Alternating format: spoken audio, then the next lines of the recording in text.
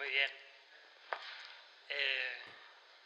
Una bendición estar otra vez el domingo con vosotros y compartir la palabra. Y sí, tengo una pequeña ilustración que quería mostraros, así que primero haremos la ilustración, luego oraremos y miraremos a la Escritura.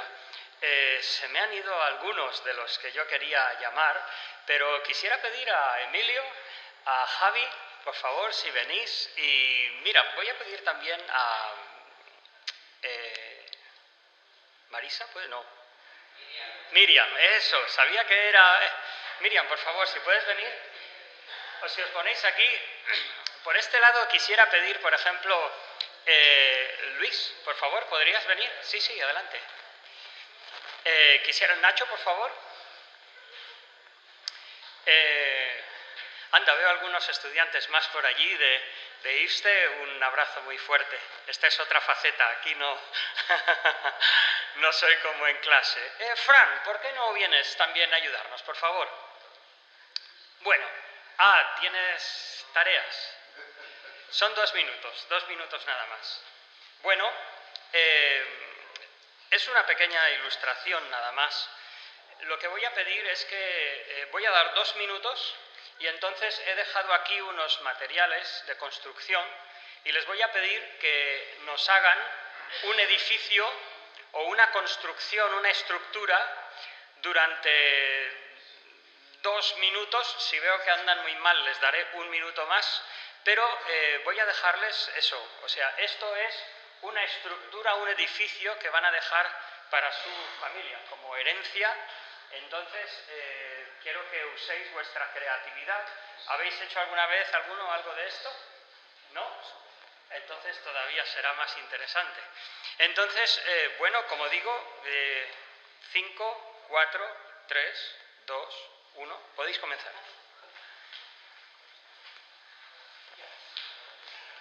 No vale mirar, no vale mirar unos de otros. La estructura más grande, más alta, es la que ganará, ¿no? Sí, más alta.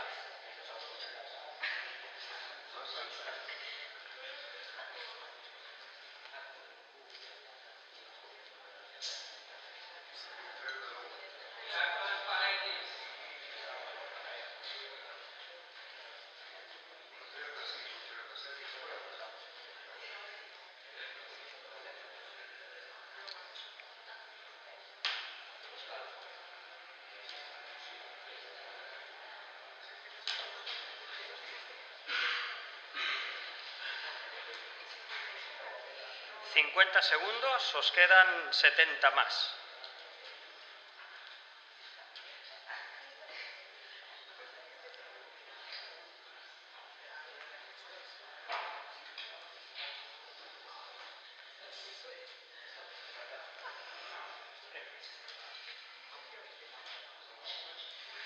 Tenéis 45 segundos.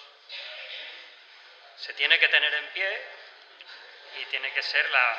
No sé si vamos a tener que traer 1 centímetro.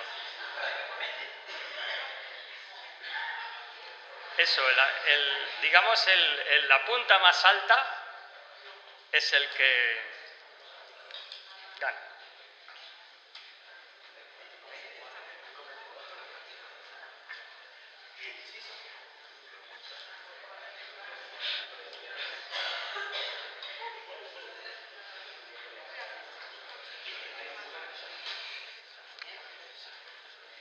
Bueno, veo que vais un poco justos, os voy a dar 30 segundos más, ¿eh?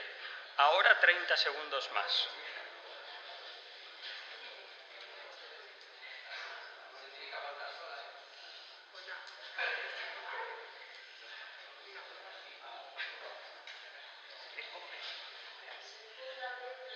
¿15?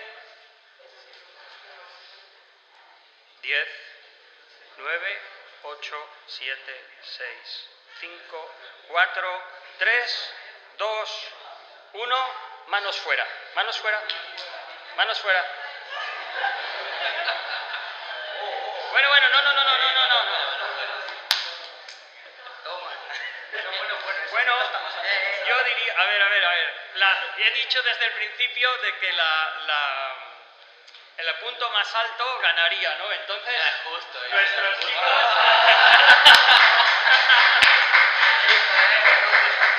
las que os han sobrado os la podéis llevar si queréis. El platito no, bueno, no, los que habéis manoseado no, pero los otros os lo podéis comer tranquilamente. Muy bien, muchas gracias. Muchas gracias. Pues vamos a... Bueno, os diré para que... Es curioso, ha sido muy curioso verlos trabajar. ¿Alguien me puede decir qué es lo que habéis visto? Falta de coordinación. Falta de trabajo en equipo.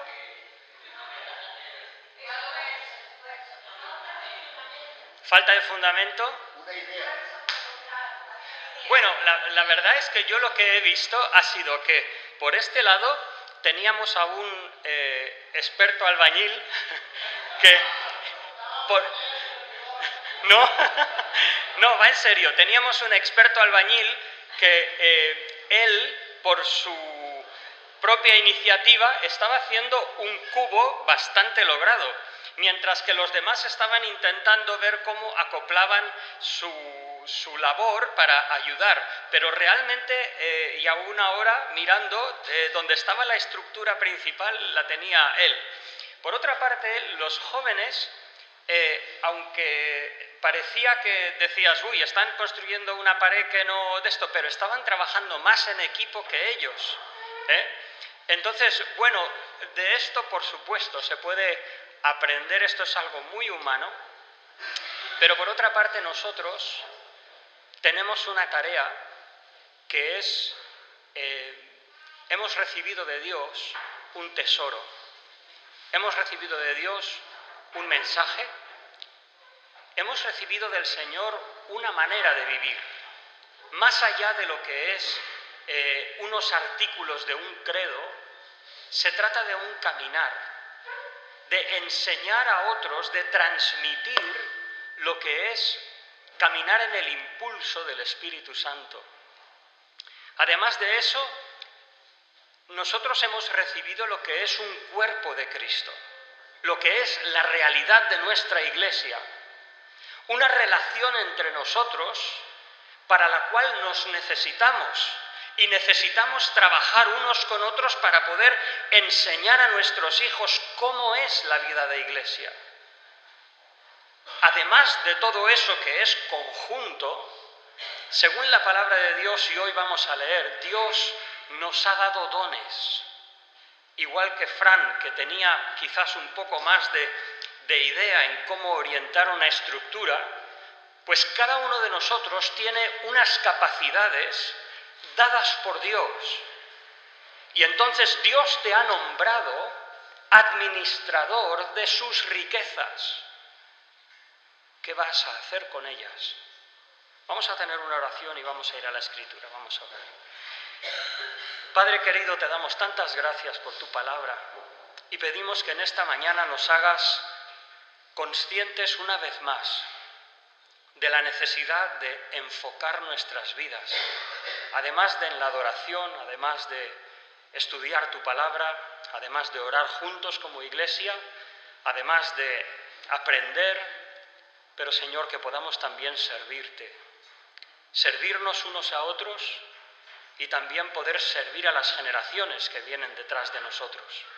Pedimos, Padre, que nos ayudes, que podamos discernir esa importancia, podamos escuchar el llamado de tu palabra y podamos obedecer durante nuestras vidas para el beneficio de nuestros hijos carnales y también nuestros hijos espirituales.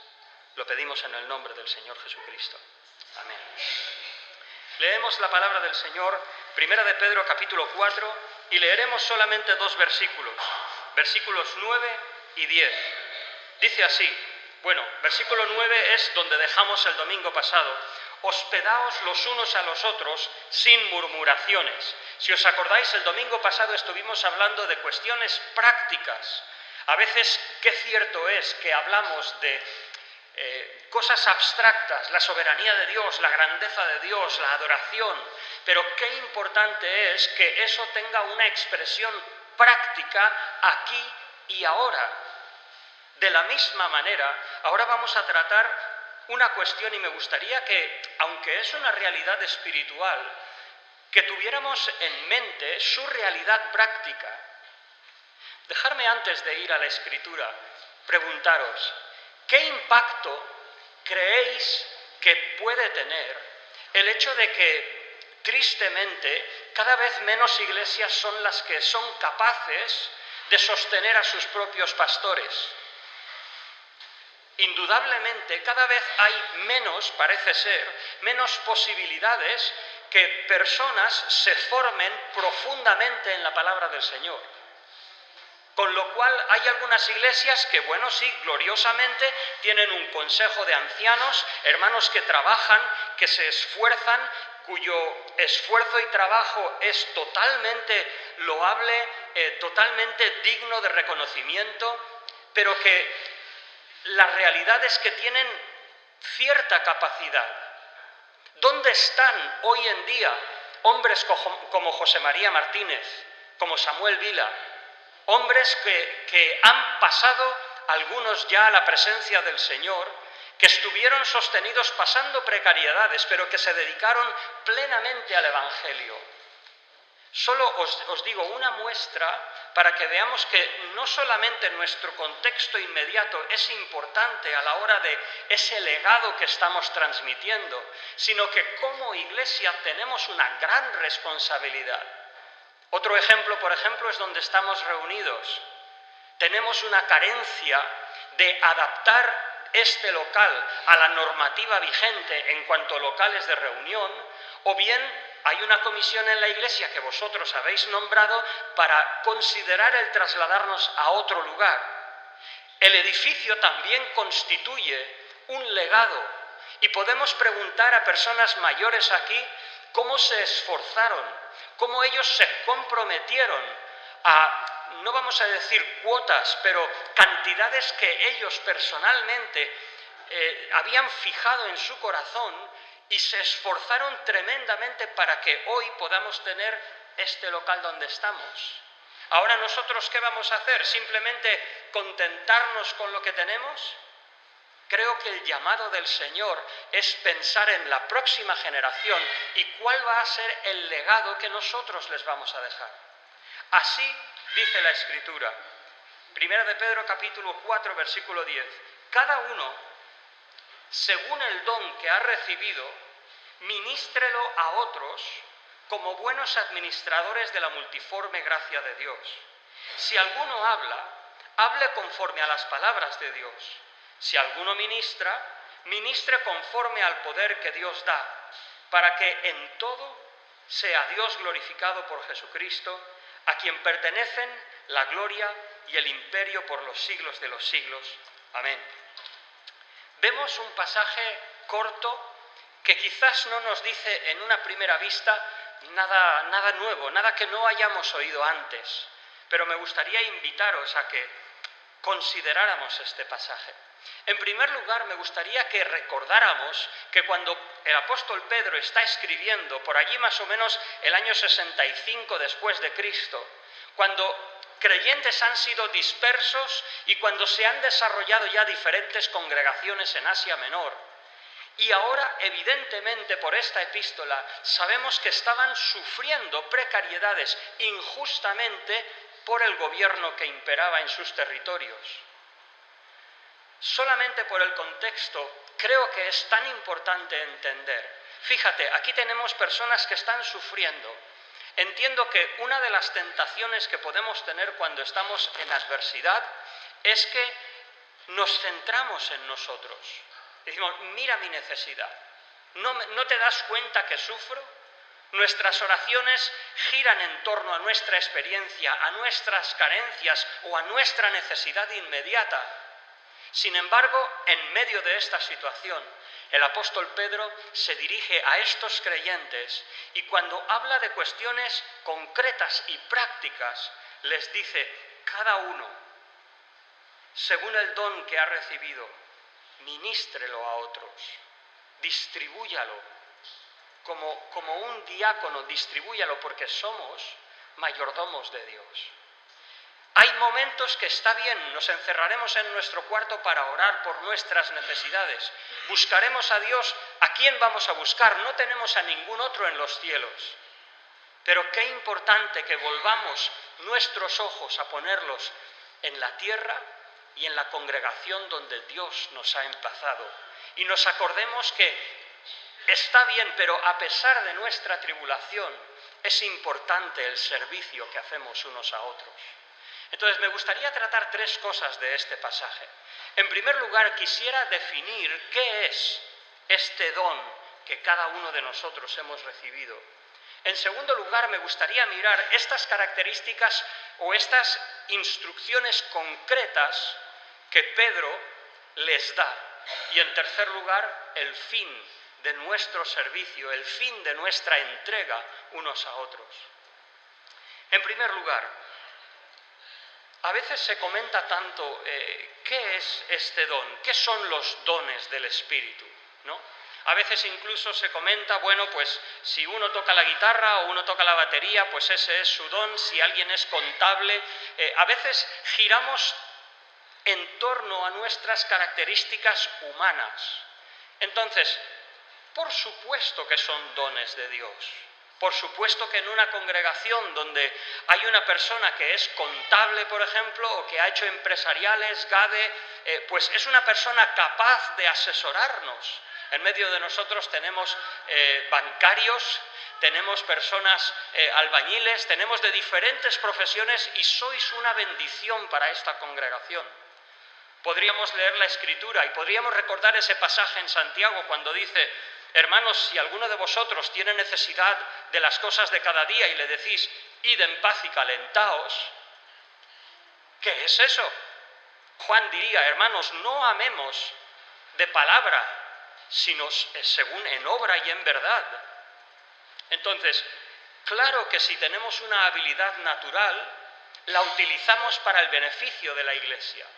Pero aquí varias cuestiones, varias palabras de este pasaje nos enseñan que, dado por sentado que las habilidades naturales se espera que las compartas con aquellos con quienes te congregas, aquellos con quienes adoras a Dios, aquellos con quienes edificas ese edificio espiritual que va a quedar para la siguiente generación, además de eso, Pedro apunta a una realidad espiritual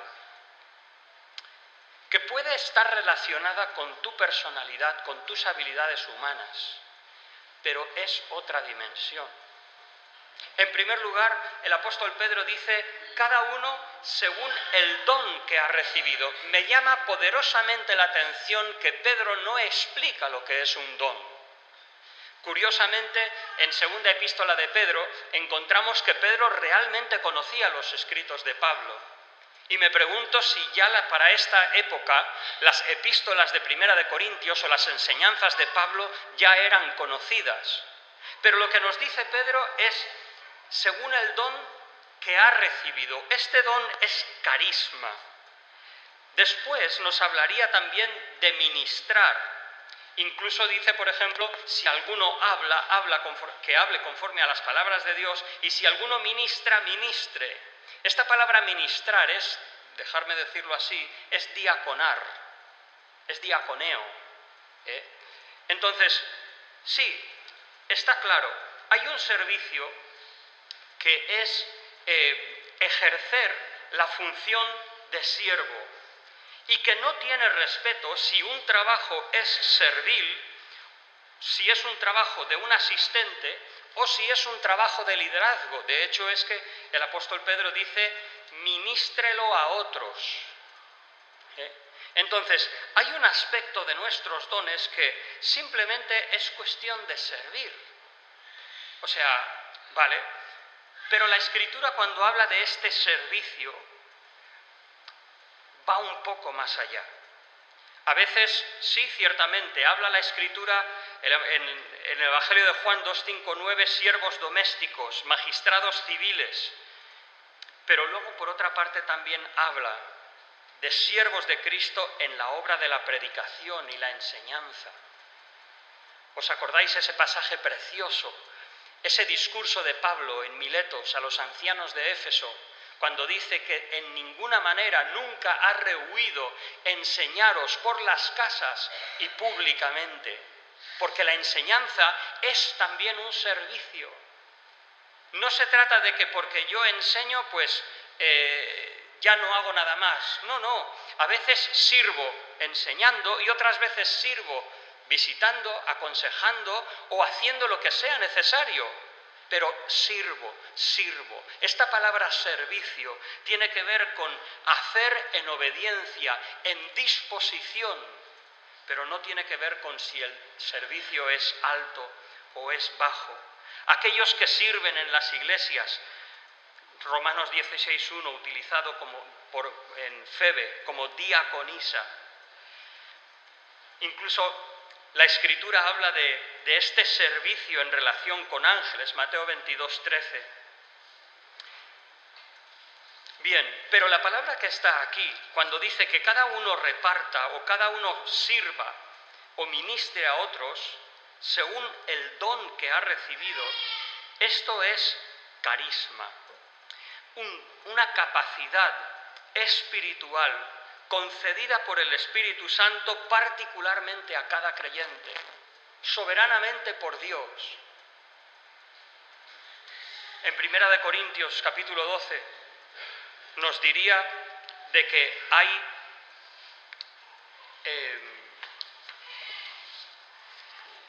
diversidad de dones, pero el Espíritu es el mismo. Diversidad de ministerios, pero el Señor es el mismo. Y diversidad de actividades, pero Dios es el que hace todas las cosas en todos, y es el mismo. Entonces, aquí de lo que estamos hablando es de, en primer lugar, algo que para vivirlo, para experimentarlo, necesitas haber nacido del Espíritu Santo. Como dijo el Señor, lo que es nacido de la carne, carne es. O sea, que si no se trata solamente de llevar las cuentas de la iglesia si es que eres un técnico en números, no se trata solamente de arreglar la luz si eres electricista.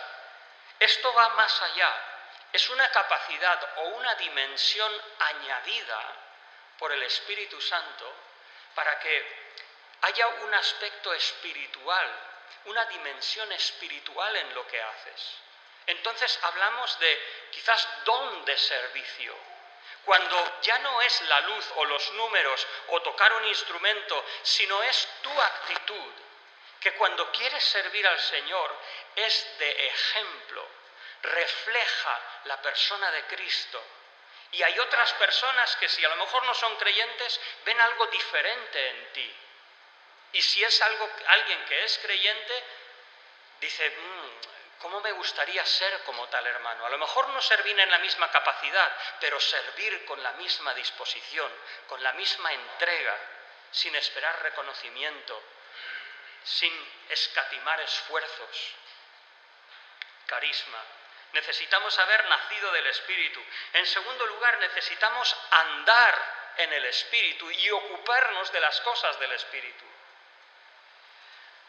¿No has sentido nunca alguna vez que quizás por estar tan embarazado con el trabajo te haces más irritable y saltas? Y en un momento saltas y ¡puf!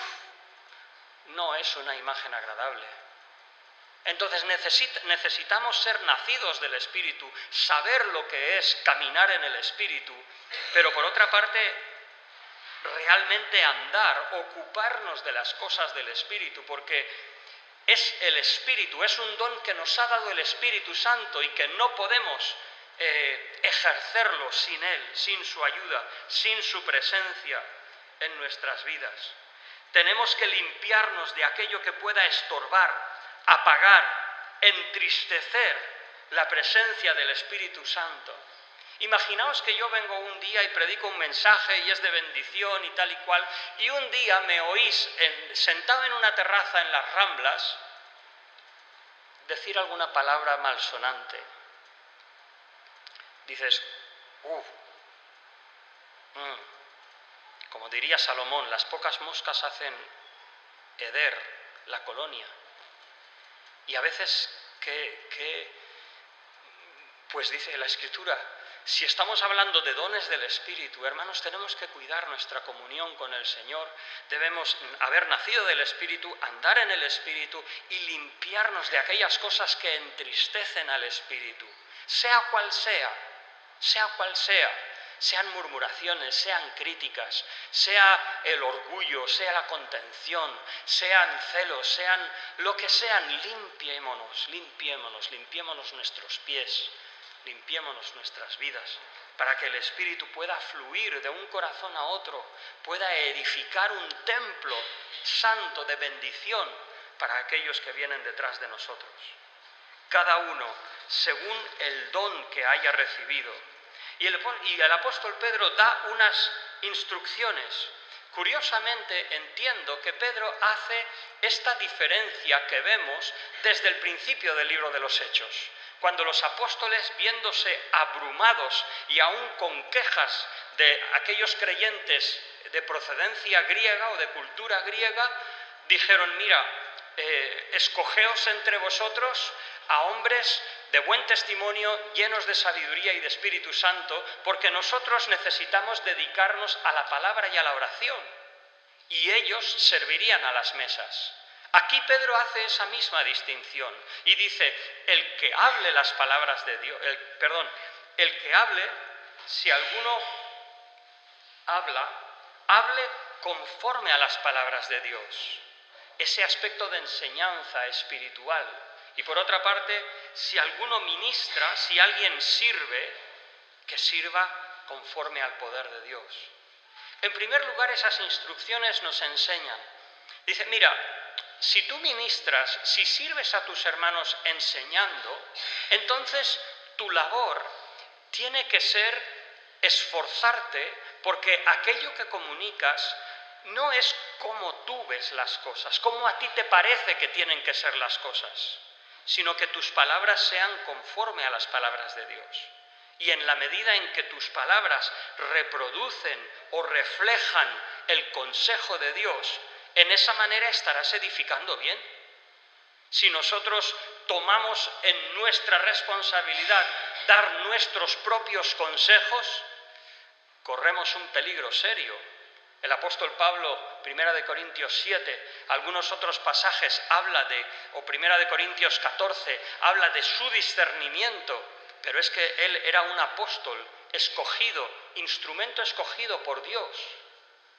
Qué importante, si hablamos, que sea conforme a las palabras de Dios. No lo que me gusta, no lo que me apetece, no según el ambiente donde me muevo, no según la influencia que recibo de este mundo, sino que nazca, que emerja del propio consejo de Dios. En segundo lugar, curiosamente dice: si alguno ministra, y aquí está hablando de diáconos, quizás estamos hablando de la parte más humana del servicio de la Iglesia. A veces yo oro por los hermanos que están en el sonido, por los que están en proyección, porque es importante, son también una parte importante, pero os dais cuenta que es un trabajo bastante mecánico. Pero aún así, dice Pedro, el que diaconice, el que sirva, quizás en cosas menos espirituales que la enseñanza de la palabra, dice que lo haga de acuerdo al poder de Dios.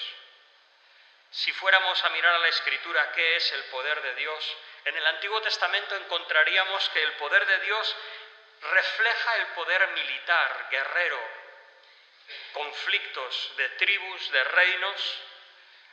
También encontraríamos el poder creador de Dios. Encontraríamos manifestación de milagros, de poderes, pero también encontraríamos en el Nuevo Testamento la capacidad espiritual que los discípulos necesitaban para seguir a Cristo. Ese llamado de Dios, ese llamado del Espíritu, esa capacitación. El poder del Espíritu es la capacidad entregada a la Iglesia para poder testificar en Jerusalén, en Samaria y hasta lo último de la tierra. No es...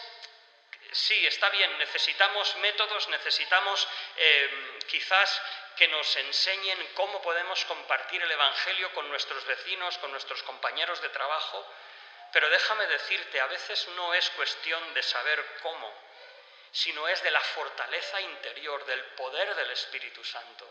Porque hay algunos recién convertidos que sin saber apenas ni cómo expresar el Evangelio, son tremendamente poderosos en traer a sus amigos a la iglesia. ¿Por qué? Porque ese primer amor, esa capacidad del Espíritu brilla, fluye y se muestra a través de sus acciones y de sus palabras. Ese es el poder de Dios. Ese poder produce, Efesios 3:16, fortaleza interior. El poder de Dios produce conocimiento y experiencia del amor de Cristo, Efesios 3:17 al 19. Ese poder de Dios genera paciencia y esperanza con gozo, Colosenses 1:11. Ese poder de Dios produce disposición a sufrir por el Evangelio. Segunda de Timoteo 1:8, produce buenas obras. Segunda de Tesalonicenses 1:11, produce piedad, produce esperanza. El poder de Dios. ¿Os acordáis? Antes hemos hablado, habilidades humanas, por supuesto las podemos compartir. Si no, es que nos falta las cuestiones básicas del amor de Dios hacia nuestros hermanos. Pero es que no solo queremos servir con nuestras habilidades humanas, queremos que éstas vayan acompañadas con la presencia y el poder de Dios para edificar. Para edificar. Para terminar, quisiera recalcar lo que Pedro dice. Dice,